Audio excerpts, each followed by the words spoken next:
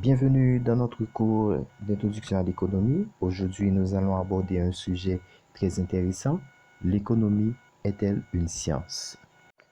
Aussi, je dois vous rappeler que vous êtes sur la page de Communauté économique. Juste avant d'entrer dans le vif du sujet, je vous invite à liker, abonner et à partager la page. Pourquoi fait-on confiance aux théories physiques et non aux théories économiques? Comment juge-t-on si une théorie est vraie ou si elle est fausse? La réponse renvoie à une différence radicale entre les sciences de la nature et les sciences humaines. Dans cette analyse, nous allons nous axer sur trois hypothèses.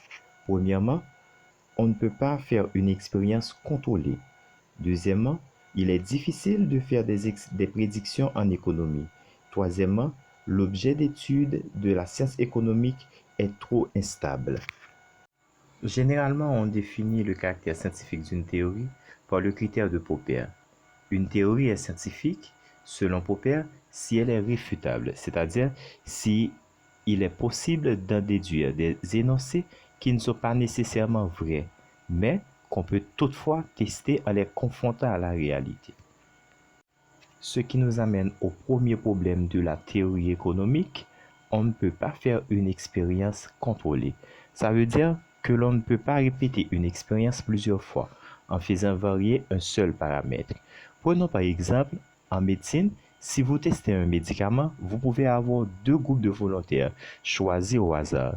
Vous pouvez donner à un groupe un médicament placebo et à l'autre le médicament que vous testez. Ainsi, vous faites varier qu'un seul paramètre. Si vous avez le même résultat sur les deux groupes d'échantillons, alors on dira que ce n'est pas le médicament qui a fait effet.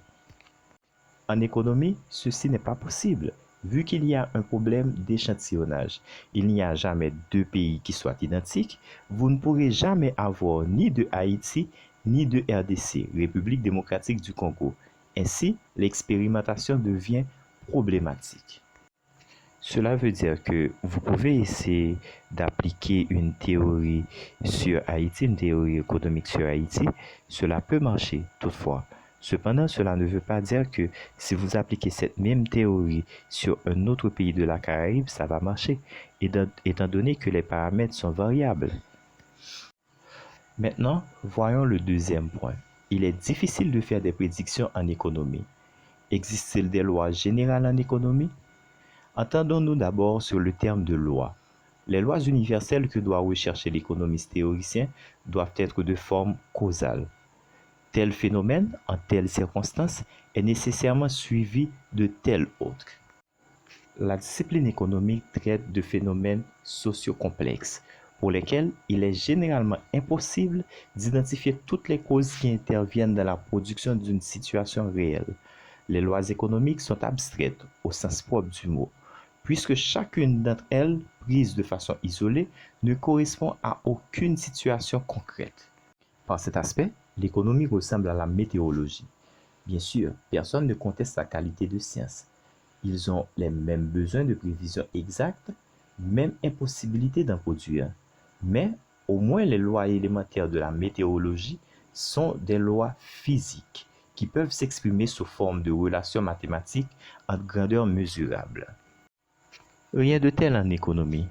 Comme dans toutes les disciplines où intervient l'action humaine, même les phénomènes élémentaires sont imprévisibles et non quantifiables. Il n'existe pas de grandeur mesurable en économie fondamentale. Les deux seules grandeurs proprement économiques sont les valeurs et les prix, qu'il ne faut surtout pas confondre. La valeur du bien est l'intensité du désir que j'éprouve pour lui. C'est une notion individuelle, subjective et non mesurable. Je peux dire que je préfère le cassoulet à la choucroute. Aller voir un match de football ou un match de basket qu'un concert de rap. Mais dire mon goût pour le cassoulet est supérieur de 15% à mon goût pour la casserole, ou j'aime 7,35 fois mieux le rugby ou le football que le rap, n'a pas de sens. Dans la réalité, il n'y a pas de valeur. Il n'y a que des jugements de valeur.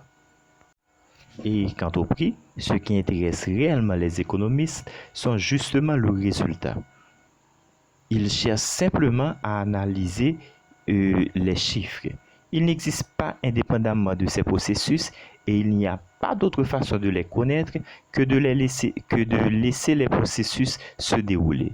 Aucune formule ne permet de les prévoir de façon précise. Tout cela veut dire que on ne peut pas faire de prévision pour le prix. On ne peut pas dire dans 20 ans, le prix du pétrole sera à tel niveau ou dans 5 ans, le prix de tel produit sera à tel niveau. Pour le simple fait qu'il existe tellement de facteurs qui peuvent influencer le prix du bien. Prenons par exemple le pétrole. Si on découvre en Haïti ou ailleurs un gisement de pétrole, le prix du pétrole va diminuer. Et si on découvre également une autre forme d'énergie, le prix du pétrole va chuter. Donc, on ne peut pas faire de prévision sur les prix parce qu'il y a trop de facteurs. D'autres problèmes que confrontent les sciences économiques, c'est que l'objet d'étude est trop instable. L'économie a pour objet d'étude l'homme dans son comportement vis-à-vis aux ressources. Or, l'homme est instable dans son comportement. Aucun homme est totalement identique à un autre dans ses choix. L'un des problèmes confrontés avec les sciences de l'homme est que les chercheurs laissent toujours une trace de leurs idées préconçues. Un socialiste fournira toujours des résultats favorables au socialisme et des capitalistes fourniront toujours des résultats favorables à ces idéaux de capitalistes. Ainsi, il est donc difficile pour qu'un Gabonais puisse proposer une même solution à une crise au Gabon que Français l'aurait proposé, car ils se laisseront tous les deux, influencés par leurs intérêts et leurs idées préconçues de la réalité.